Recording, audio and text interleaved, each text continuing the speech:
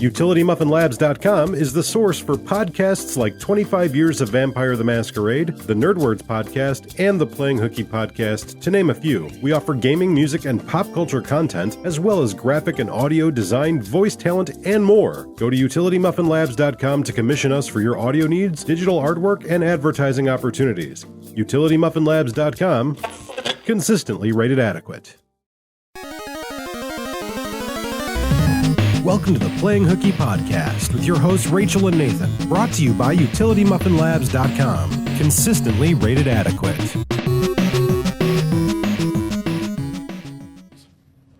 Hello. Hi, how are you? I'm Nathan, and I have taco-smelling hands. And I'm Rachel, and welcome to the Playing Hooky podcast.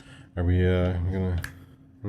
I mean, you already jumped in with this taco smelling hands. Why don't you tell the folks at home why your hands smell like tacos? Because we had tacos for dinner. We had very good tacos for dinner at a place that is within walking distance to our house. What's that place called? Why don't you talk about how good the tacos were, and I'll double check on the name. So it was a pretty neat little setup, pretty little dynamic little thing.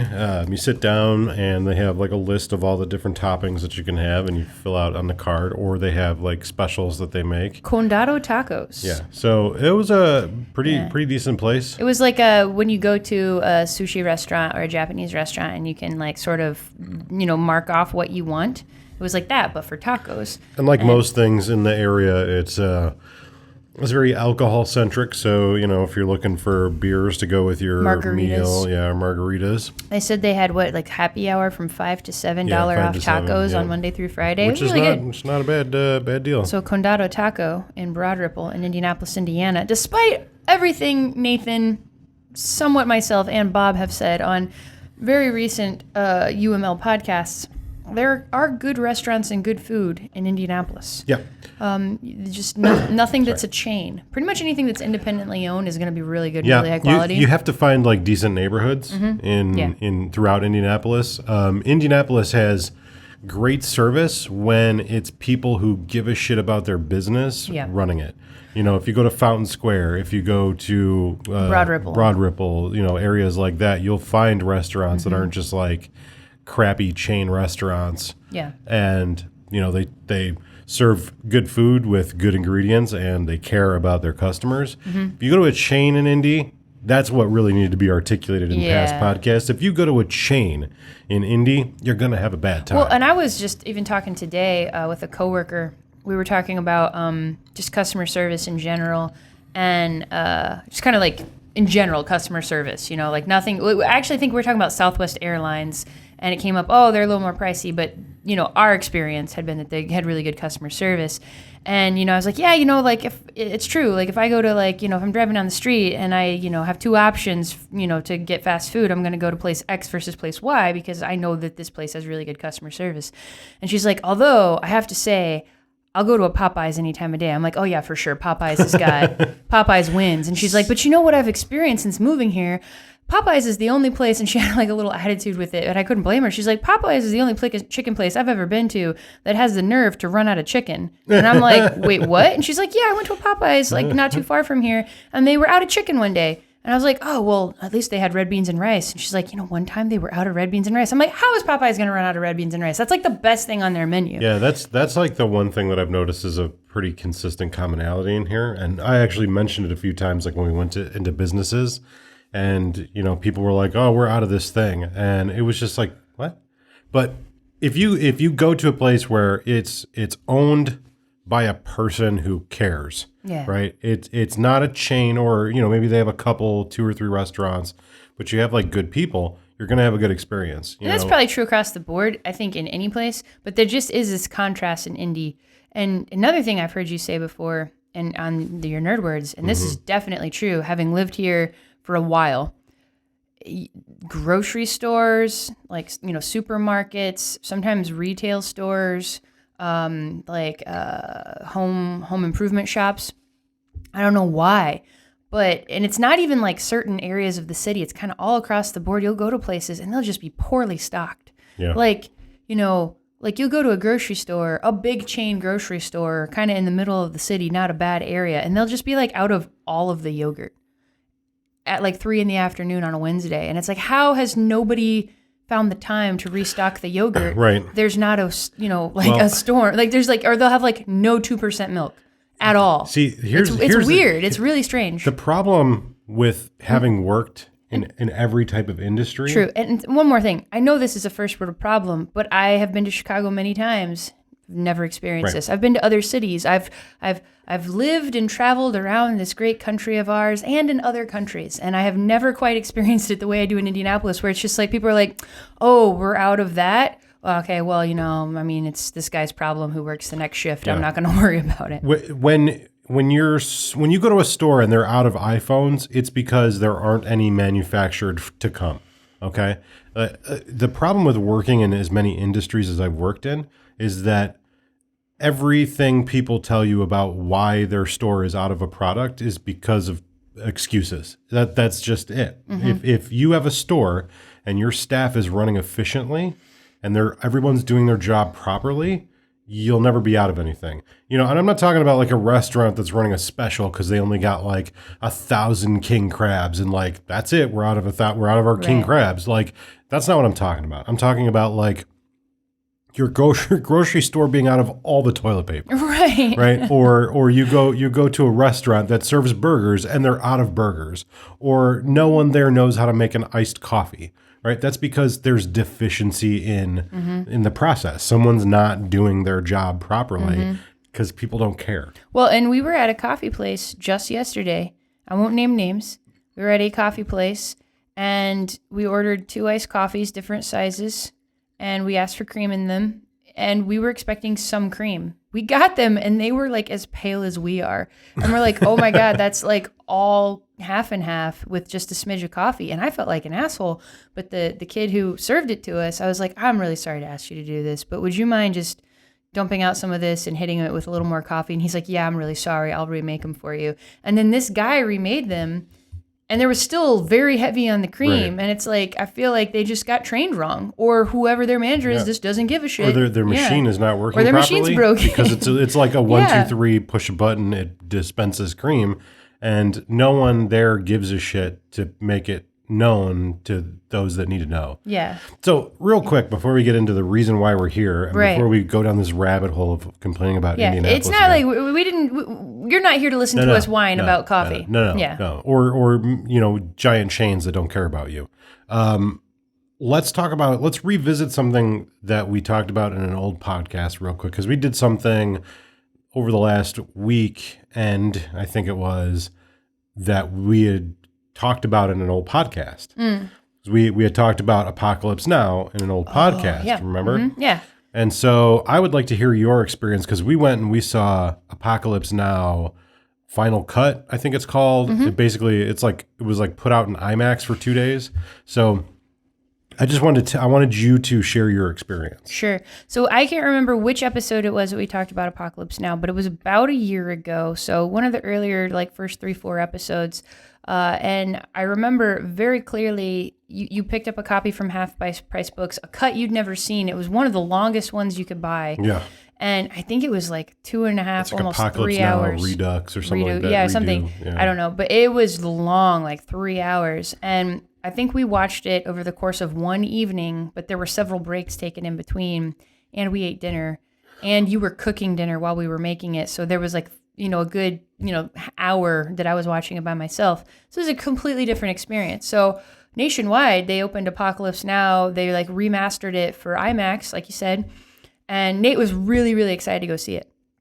I was kind of okay, yeah, I'll go. It was not how I was necessarily oh, this is how I'm going to spend the free time I have, is going and watching Apocalypse Now, because I didn't have a connection with it the first time I saw it, and it was really long. So I was like, oh, okay. And he's like, it's not going to be as long as last time. And initially, I think, my thought was well, we've got a couple friends who might be interested in going. We've got this one buddy who's kind of has never seen the movie. It'd be a good opportunity for him. And in my mind, I was like, okay, if no one else will go see it, I'll definitely go see it with him, because I love Nathan and I want to experience things with him. And it's it'd be the good girlfriend. Like, he's done things with me he didn't want to do, or necessarily like, weren't his idea of like an awesome time. As the latter half of this podcast will clearly show, I did. Exactly. So it's like, it's not like I felt like I owed him one, but I was just like, no, this is something he really wants to do. He doesn't want to go see it by himself. I'll go see it with him. And I was kind of looking forward to it because it was a more manageable cut of the movie. And just from like, I guess, more of an academic perspective, I was like interested in seeing how well it translated to IMAX. Because the first time we watched it on our like pretty small TV. And then did we watch it on a small TV? The smaller TV, yeah. Before you got like your you got your like. So I did you like a double disservice. I made you sit in front of like TV, a 21. Yeah, it was the TV we have in the bedroom. It was before you had your Treat Yourself 2018, bought yourself a new TV. TV. So I was like, yeah, this will be cool. We went and saw it, and oh my god, like yes, this movie is amazing. It's a masterpiece. It's a cinema classic. Everyone who is a fan of film should see this movie. It's got all your big names, right? It's Francis Ford Coppola movie with Marlon Brando and Martin Sheen, and just like the history of the movie itself and how it was made, and then the history behind the movie of the Vietnam War. It's very visceral, and I highly recommend film buffs see it at least once. That being said, this was not for me, because not only was it so huge that you couldn't like look away, it filled your whole vision, because IMAX, we all know what that means, but the sound was like, it just hit you in the chest, these shots. And I'm positive, I mean, there are probably some veterans or maybe even active military who listen to this podcast, perhaps. I'm sure it's nothing compared to what you have dealt with in real life. But the sound of the movie, it was so loud. It was almost a little too much for me to deal with. And the first time I saw it, I was like, this is an action movie. This is a war movie. This is a piece of like sort of artistic cinema. Watching it in IMAX with it in your face with that kind of sound, less than halfway through the movie, I was like, this is a horror movie. This is just a scary horror movie. Yeah, it was so intense. Yeah. It was so big. It was so intense. And I didn't enjoy myself because it was so much to take in, just on a sensory level. And like, we went to go see it. It was by no means a packed theater, but there were a lot of, I would say it was mostly men there. The type of guy who would probably be very into movies. There's also a minor league baseball game going on. Mm-hmm. So it was a very crowded area in downtown. We went to see it. And I initially thought, I was like, oh my God, so many people are going to see this movie. But it was pretty reasonably sized, the theater, as far as like the attendance. But it was mostly men. At one point in the movie where I'm like having like a hard time just dealing with like the visuals and, people like, and it was more just like the actors were so good that even if it's like, yeah, people are getting shot, it's Vietnam War, it's very traumatic, the acting was so good that it really pulled me in, and I was having a hard time like emotionally because I was mirroring these emotions that some of these actors were going through. Because like I said, it was sensory, it was so hard not to like be pulled into it. At one point, I look over and I can see that in the row next to us, there's a group of men. There's like 3 guys and then 1 woman and then 3 guys on the other side of her. And she's sitting there with her shirt tented over her nose, like this, like hunched down in her seat. And I was like, that woman looks like how I feel right now. And I'll just be straight up about it. Like, there was a moment where I was like definitely like kind of panicky and wanted to just get out of the theater. And I like had to do one of these things where like I closed my eyes and count to 10. I was like, this is just a dumb movie. Like, none of this is actually happening. But I think that goes to show you the power of the film overall, how good the acting is, how good the film is, but also just like, seeing stuff in IMAX is no joke. No, it's definitely not. And I'll say this: there's something that gets lost watching a movie at home or watching anything on a television at home, unless you've somehow carefully constructed your own personal theater. There's something that's additionally immersive about seeing a movie in the theater. It's just every time I go to a theater, it's the quiet, it's the darkness, it's the size of the screen, and it's just kind of like you get into your own personal space. You get into your own little space. Mm-hmm. And it's something that I experienced watching Once Upon a Time in Hollywood. And I experienced it 10 times that watching an old movie like this, where like in a new IMAX movie, I feel like maybe the filmmakers kind of alter the sound ever so slightly. And this movie was all helicopters and explosions and machine guns and screaming and shells hitting the ground and rocks falling and screams and dust. And the thing of it was, like, in a normal theater, when it's just like so loud, you know, where it gets kind of blown out, your brain just kind of disconnects. This, it was as loud as a rock concert, but everything was crystal clear, independent of itself. Yes. So you could not, there wasn't, like, it was fully immersive. You couldn't back out of it. Yeah. And that was, like I said, from like more of a like an academic level, like I wonder how this is going to look on IMAX, because it wasn't filmed for IMAX. It was like made in like the mid to late 70s. It looked so good. Like, it was amazing how good this movie looked on IMAX. It looked like film. It looked like film, but it was astounding. Like, nothing looked fuzzy, nothing looked stretched. They did a great job remastering it for that format. And I don't know enough about movies or technical things like that to know how they did that, if it was easy, if it was difficult, but it looked brilliant. But that was part of like the trauma. Like, this movie, the subject matter is horrific. And like the movie is horrific.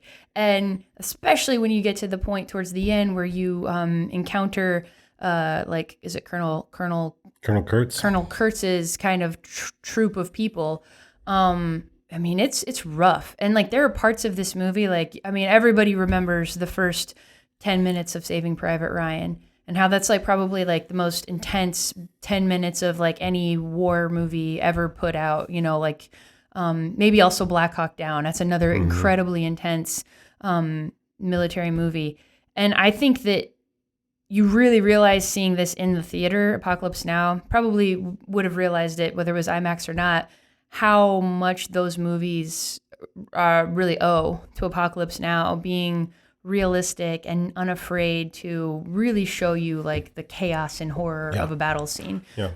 As much as you possibly could depict it, you know, and do justice to what it's probably like. So I want to make just one little piece of commentary. And anybody that's familiar with Apocalypse Now knows about like all the various different endings. And like I think that there's one ending where like the Air Force like bombs the compound. There's one where like, you know, he walks out and everybody drops their weapons. And there's been so many cuts and so many endings. I personally think that the way Apocalypse Now should end is when Colonel Kurtz, spoiler alert, if you haven't seen this movie, it's like a 40-year-old movie or whatever, older than that. No, I think it's 40.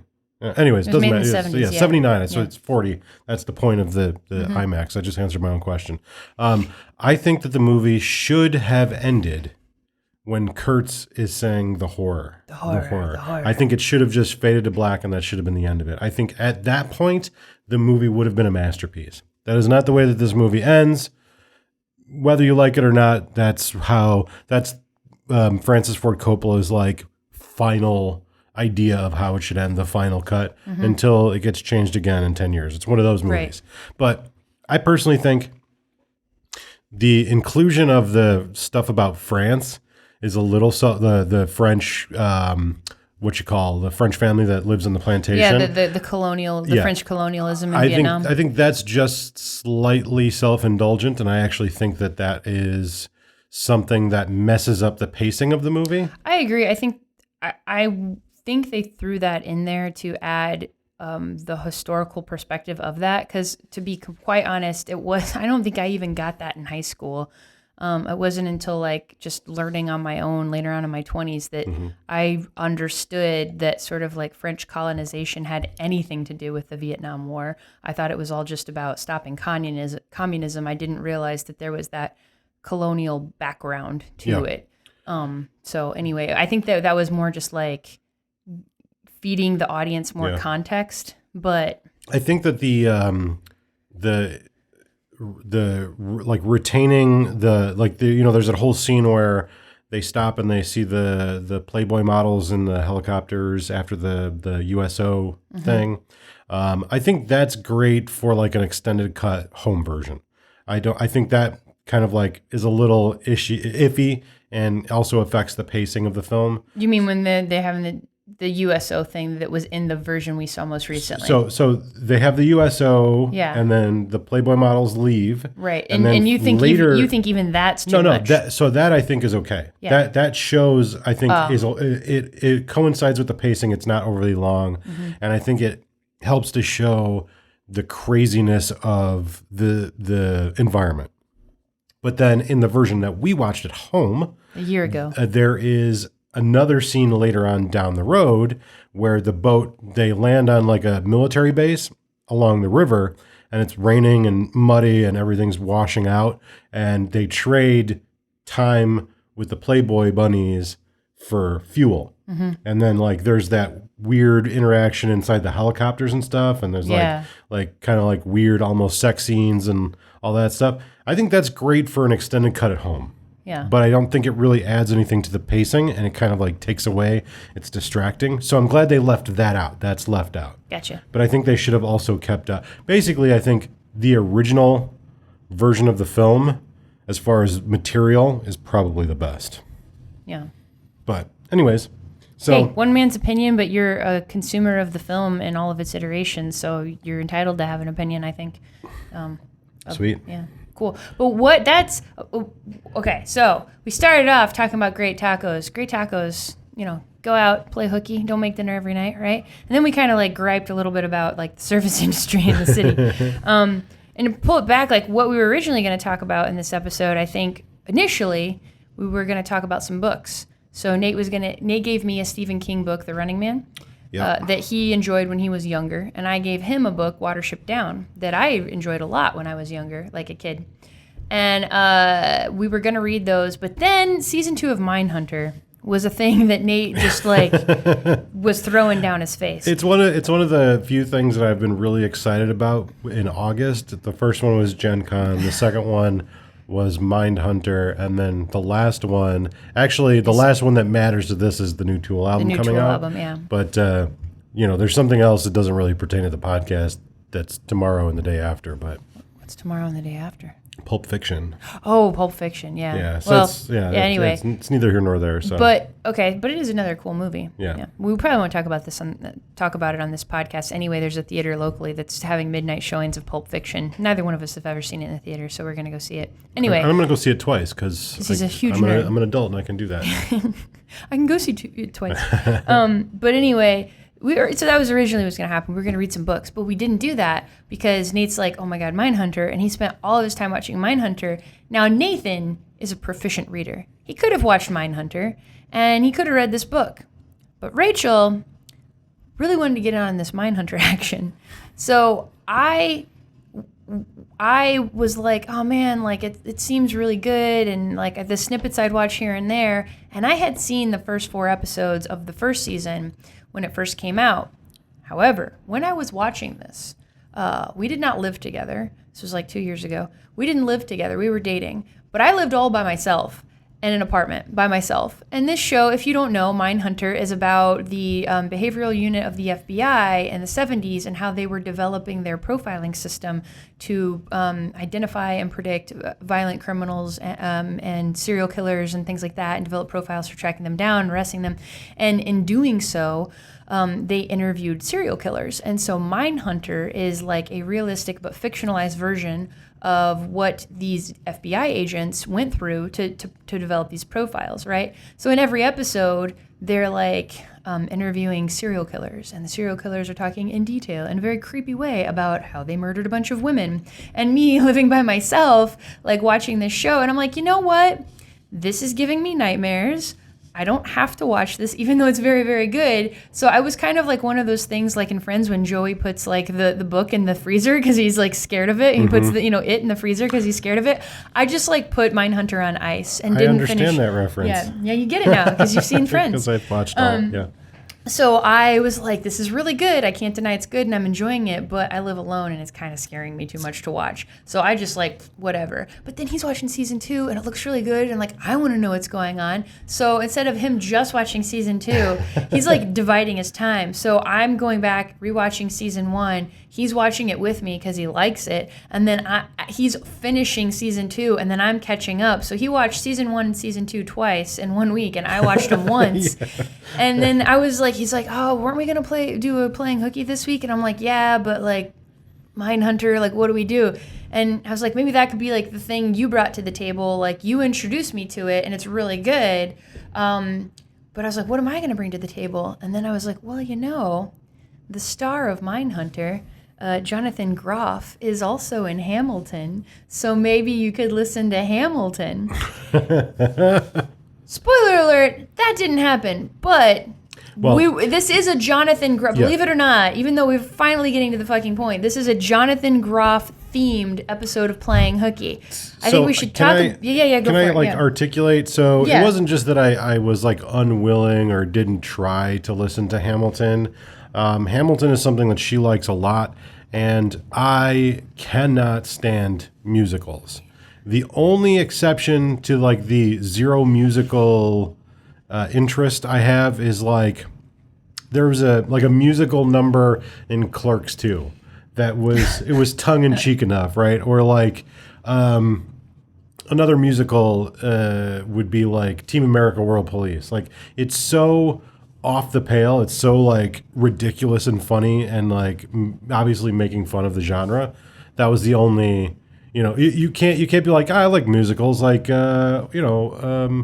America, World Police. That's my favorite musical. People would be like, that's not a musical. No, that's a puppet show where they sing. Along those lines, he can't even get into the Book of Mormon. I don't even like Disney movies because they sing and dance in them. It's just something he can't get into. Can't. So I was like, listen, I went and watched Apocalypse Now, Bigger Than Life, and had a friggin' little panic attack. You can listen to Hamilton. I'm not kidding you. Like I was like, okay, so we're finished Mindhunter. Listen to Hamilton. How long is it? It's like 2.5 hours. Like he's like, I can't do it. No, I can't do it. I'm like, just whatever. Like put on your big boy pants and listen to a musical. Like get over yourself. No. Like I was getting ready one morning. I'm like, we're doing this, and I like put it on. And we're like 3 songs in. He's like, how long is this? And I was like, it's like 3 hours. He's like, okay. And then like I'm like putting on makeup, and like I can see him out of the corner of my eye. And like it's not been since high school that I have felt so judged and dorky and felt like I was doing something just absolutely corny and stupid. It's not been since then since I felt this way. No, just like the look on your face and the looks you were giving me and just like how revolted you were by people singing a plot. Just made me feel like, oh God, like what's the matter with me? That I think like I respect you so much and I like you so much. The fact that you were so put off by this, I was like, maybe it's not as good as I think. And I'm like, no, it is. No, he's just a turd. No, it's just not for me. It's just not for you. It's just not like I could hear the words that were being rapped. I could see how intelligently it was written and how talented the singers were, and I just hated it more and more every second. Yeah. It's something I can't explain. I honestly can't wrap my brain around it because, like, you listen to it, it's intelligent, it's really well done, and all the people are way more talented than I am or could ever hope to be. But I hate every second of it. He just hates it. Like double the second previous. Like it's like tap a card and pay 1 mana, and next round you got to pay 2 mana, and next round you got to pay 3 mana. It's cumulative, my hate. Yeah. Every moment I have to hear it, I hate it double what I hated it before. And after 3 songs, I was like, I could stick through this for like a 45-minute long album. If it was as long as a death metal album, I would have been fine. But like 3 hours? Like I don't even like to be around most people for 3 hours, let alone hear musicals about some old American figure. I just couldn't do it. So yeah. So we compromised. So I came up with something else. I was like, okay, Jonathan Groff, who is the lead character in Mindhunter, which we'll kind of talk a little bit more about Mindhunter without giving spoilers in just a second. He also plays King George in Hamilton, but he's only on stage. He only has 3 songs. They're very short for like a total of 6 minutes of the whole play. Listen to him and these, sing these songs, right? And then listen to an interview with him on NPR on a show called Fresh Air that's hosted by a woman named Terry Gross. And I was like, and then you'll be kind of sticking with the Jonathan Groff theme, and you won't listen to Hamilton, but you will listen to something else that I really enjoy. So Fresh Air is an interview show on NPR. It comes on every day, at least in our area, around 12 Eastern time. It's nationally syndicated if you're listening to NPR, National Public Radio. And she interviews a lot of actors, a lot of writers, sometimes activists, sometimes just like influential people in art and culture. And all of the interviews are really interesting. Like she's done interviews with like a bunch of actors. There's one really kind of infamous interview she did with Gene Simmons that just like did not go well. Well, it's because Gene Simmons, honestly, not to derail us, he is the worst. He's the worst, yeah. He is like, I don't want to get political, but he plays like the same character that Donald Trump plays, right? Like, regardless of what you think about his politics, you have to acknowledge that Donald Trump is a character. Mm-hmm. So is Gene Simmons. Yeah. And he's the worst character. He's like real life heel. He sells Kiss coffins. What a douchebag. Anyways, I don't want to, make people who love Kiss hate us, but right. Gene Simmons, you have to admit, like, he's a douche. He's a douche. But anyway, she just interviews. She's a really good interviewer, and she's able to like kind of ask questions in such a way that are like provocative without being like mean. She seems really interested. Yeah, she's very interested. Which she's is very hard engaged. as an interviewer to do. Yeah. It's very hard. I think a lot of interviewers, and I've experienced this myself and what little experience I have interviewing people, it's hard to come up with insightful questions that you can't just Google and also seem interested and engaged, like you're listening to the person and not just waiting for them to finish so you can jump in. Right. It's hard. It's hard to do. It's really hard to do. And I think she's very skilled at that. She's been doing it for a very long time. And I think a lot of people who do interviews kind of appreciate her style. And there was one instance where she had Mark Maron on her show, and then Mark Maron had her on his podcast, and I believe it was a live recording, and they were kind of like going back and forth almost in awe of each other, because there's like 2 people who interviewed people for a living almost, and like how much respect they had for each other, and it was just very interesting. So that's kind of how we came to what we reviewed for this particular episode. So I think we should talk a little bit about Mindhunter, and then I'd like to get your impressions, 1, on Jonathan Groff as a singer, and then 2, maybe like a little bit more of like what you thought of the interview on Fresh Air. So of him on Fresh Air, yeah, because he did talk about his time in Hamilton. He talked a lot about Mindhunter. He was also the voice of Sven from Frozen. So if you've seen Frozen, he plays Sven and does the voice. He's not going to watch it because musicals. Of Sven and the reindeer. So he's a very prolific singer and voice actor as well. But hearing him do the voice in the interview was awesome too, because it's a voice that's it's very different. Like, I love to watch or listen to voice actors who do voices that are so different than their own, and you're like, how did that sound come out of you? Like, I'm expecting this and I'm getting this. Like, where did that happen? Like, it's inspiring. I want to do that too. But it was a good interview. I mean, it's hard to like review an interview, but more like just, I think I wanted you to hear that show so that you were aware of it, so that like it was something, if you wanted to, you can download it as a podcast. So I didn't know that. You sent me a link, and I think it went to a website, and I was like, well, I want to listen to this while I'm doing my exercise. I'm at the gym. So I downloaded it as a podcast, and I was like, oh, I hope this is the right interview, because it was an interview from when the first season of Mindhunter came out. Yeah, and then when the second season came out, I think they just kind of like had a rerun of the episode. Yeah, basically. Yeah. But anyway, Mindhunter. So Nate, why are you so into this show? What about this show would you tell people like you got to watch it because? I don't know. I've always been really interested. First, it's on Netflix, so check out Netflix. It's not like, well, what's the show? But anyways, it's a pretty popular show. And I think that I've always liked the like police procedural shows, but I've always been a big fan of the ones that seem more realistic, the ones that seem more grounded in reality. For instance, The Wire. Like everybody knows The Wire is amazing, but it's basically just a police procedural show. Like it's not, the premise is not, oh my God, groundbreaking. And I've always been fascinated by serial killers for a lot of the same reasons I think most people are. They want to like understand those, like the premise of the show is we're trying to define these individuals that do these horrendous crimes and try to come to some understanding so that we can better, catch them, but also prevent it from happening. Right. Like the whole process of profiling a serial killer emerged out of the FBI and the change of the culture that the FBI was sort of growing in, right? Back in the day when the FBI started, their main concern was catching commies. Right. Well, actually, even before that, it was organized crime. It was deaths that were happening because of the mob, of the crime. And as the culture and society changed, now that you have these people that are killing multiple people, you have all these murders that are happening, and no one has a way to really tie them together, identify them, understand like what makes this happen. So anyways, that's the foundation of this show.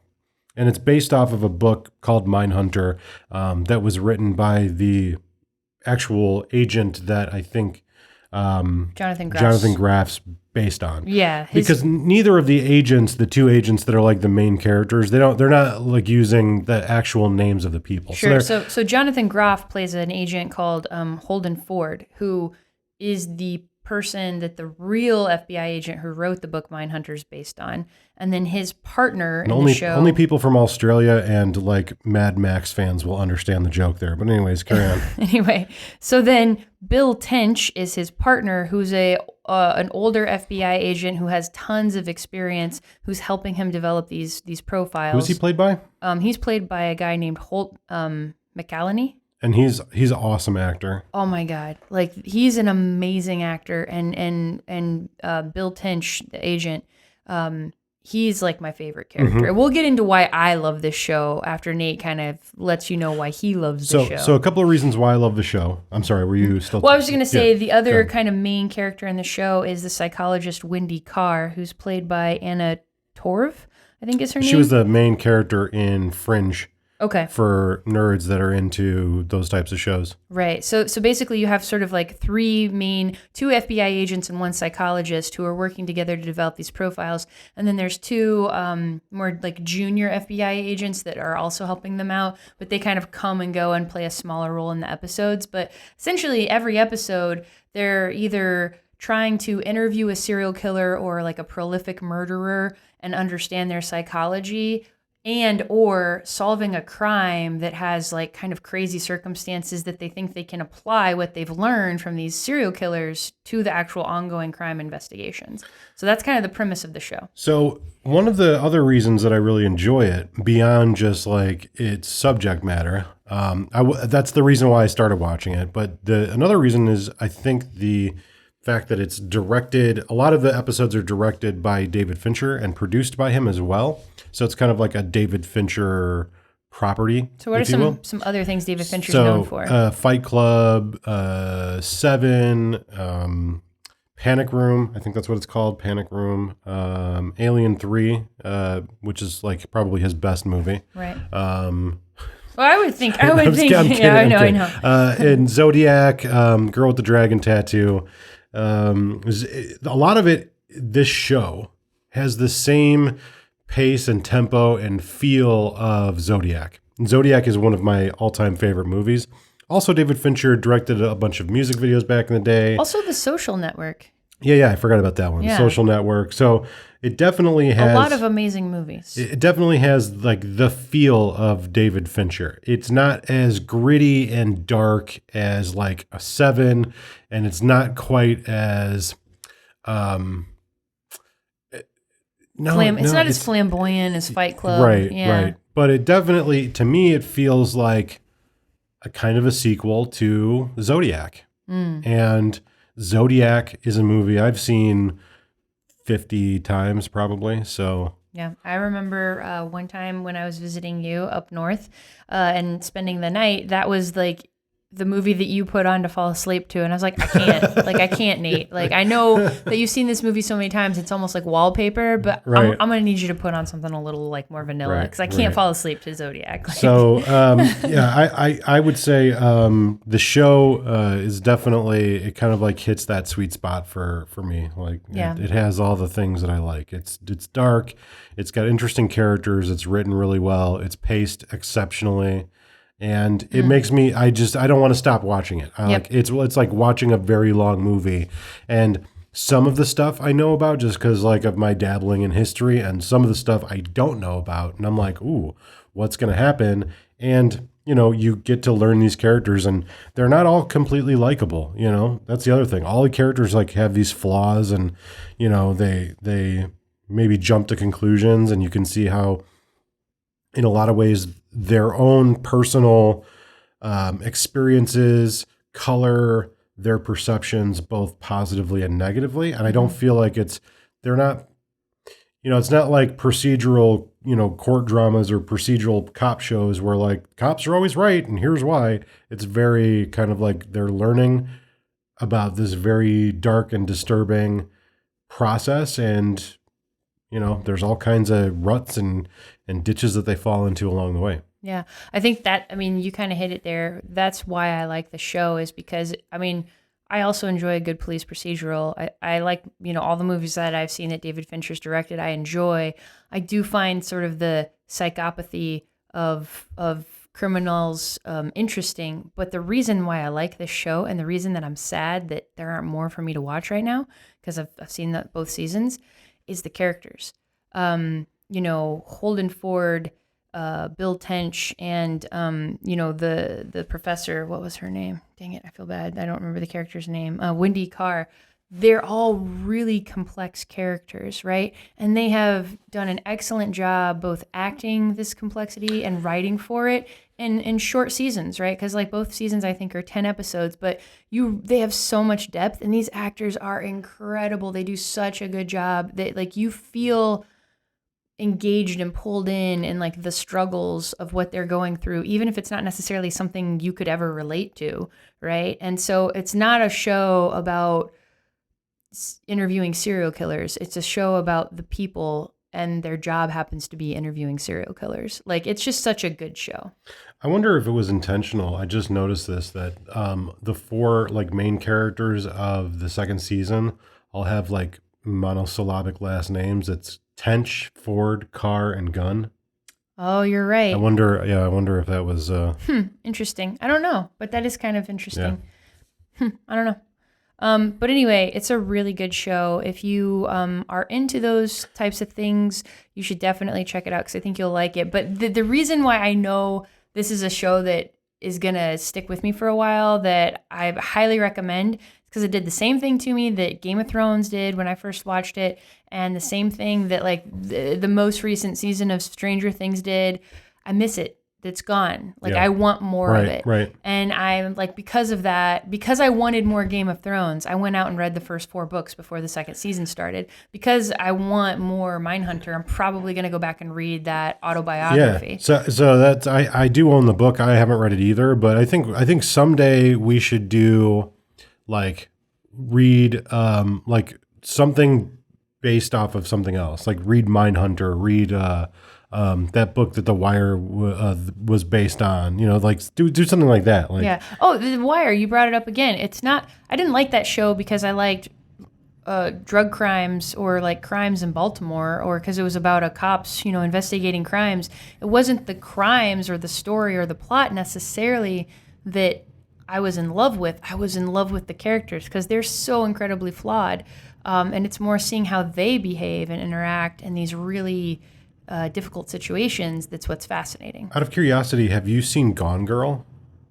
Oh, okay. So that's every time I ask you, I'm always like, oh, you got to see that movie. Yeah. But that's another David Fincher film. That's kind of like, it's a really awesome movie that has kept a low profile. I suggest, as a side note, everyone should go see that movie too. That movie's really good. Gone Girl? Okay, Yeah. cool.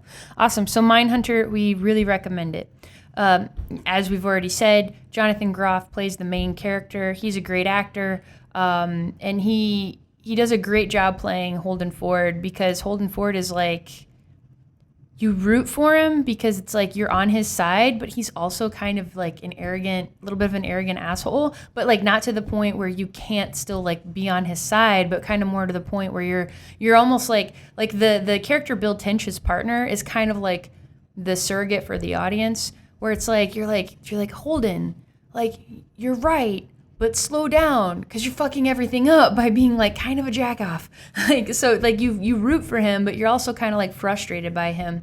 And to know that like he kind of got his start in musicals and Broadway, and now he's playing like this just badass role on this like serial killer show on Netflix is kind of cool. Yeah, he was on an HBO show as well. He was on an HBO. Was it HBO? Yeah, it was. I remember them talking about it, but I don't remember what the name of the show is. I can find out here really quickly. But anyway, what did you think of...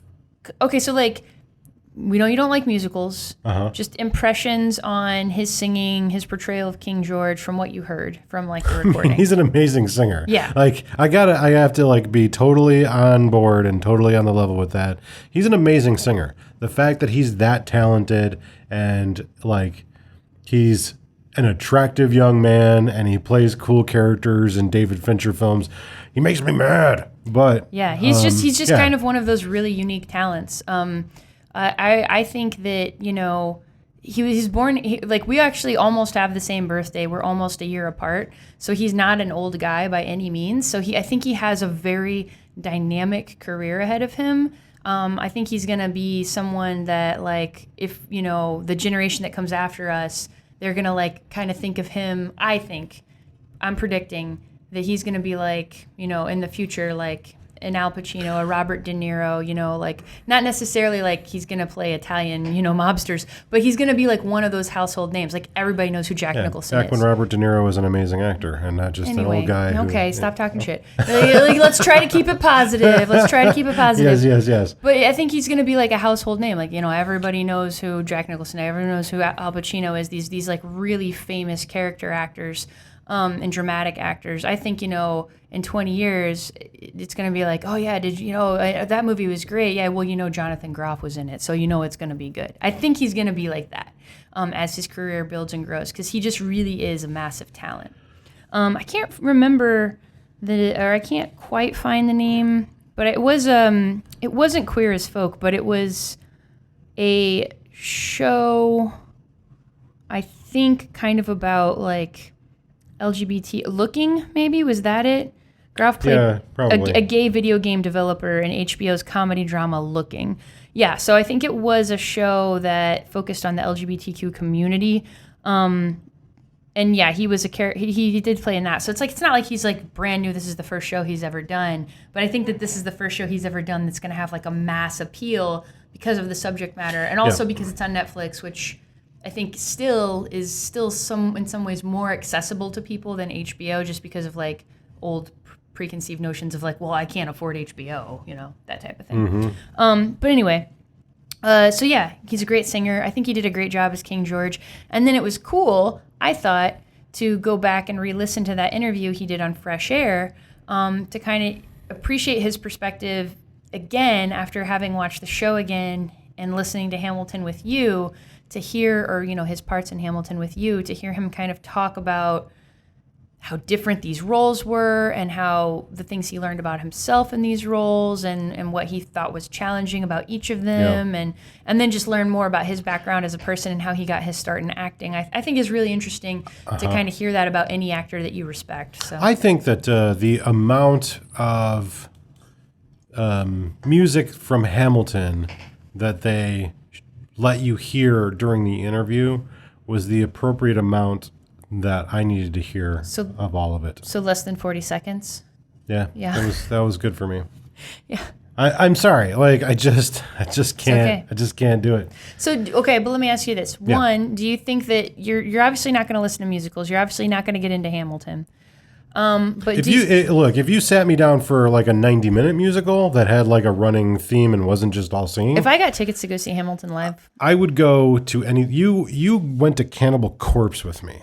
yeah, That's not something you ask like without the anticipation that someday you're going to have to repay it. yeah, I will go to any musical with you. If you give me a ticket and want to take me to a theater, I'm going to go. okay, But if you're like, here's 3 hours worth of musical, digest it for a podcast. yeah, that's a big ask. That's a big ask. I can't because what'll happen is if I don't have something to visually watch, a show, a movie, or something like that to play out, my brain is going to wander and I'm going to go look for a book or start playing a video game, and then I just won't even hear it. Yeah. Right. And then you're going to ask me like, what'd you think of that musical? And I'm going to be like, it was cool. And then you're going to be like, what about song blah, blah, blah. And I'm going to be like, I don't remember hearing that song because I zoned it out. So. Right. That's fair. Sorry, I got a yawn. It's getting late. Anyway, well, okay, but let me ask you this then. Yep. Now that you've heard Terry Gross, do an interview on Fresh Air, do you think that it's something you might like just check in on every once in a while? I didn't know it was a listen to? podcast, but Yeah, it is a podcast. For sure. Now that I know, I actually already subscribed to it. Oh, because cool. I knew who Terry Gross was. I'd heard interviews because I went to broadcasting school. So you learn the big names regardless of where they're at because, just based on, you need somebody to look up to essentially to like, okay, that's the bar. So I knew who Terry Gross was, but I don't ever listen to the radio. So I don't ever listen to NPR. But now that I know that it's a podcast, it's definitely something I can listen to because I have a podcast about podcasting. Yeah. It's true. So that's really cool then. I'm glad you subscribed to it. I also subscribe to it. I don't listen to every single episode. It's usually like, it's kind of the same thing I do with like Joe Rogan and other podcasts where they bring on a lot of people. It's if it's someone I'm interested in, or if someone's like, oh man, you got to listen to this one because it was really insightful.